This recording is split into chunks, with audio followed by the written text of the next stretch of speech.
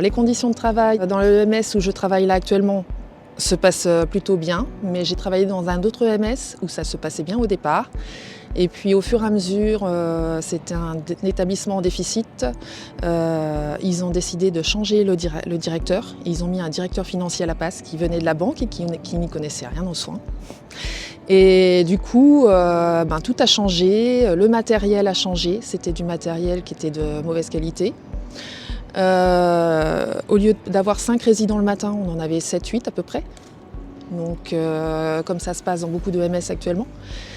Et du coup, c'était compliqué au niveau des prises en charge, beaucoup de stress.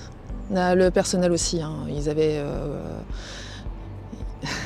beaucoup de difficultés en fait avec le temps donné qu'on nous donnait. On avait beaucoup moins de temps pour s'occuper des résidents, beaucoup moins de temps pour parler avec eux. Donc effectivement, ça génère du stress à tous les niveaux, quoi. Quand on a un résident qui a des selles, on utilise des gants en latex pour se protéger.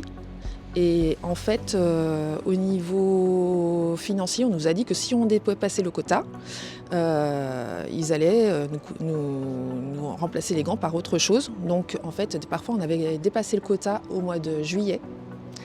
Et pour la fin reste de l'année, on avait des gants de ménage qui étaient complètement informes, qui ne tenaient pas sur les mains et qui on nous aurait dit qu'il y avait des petits trous.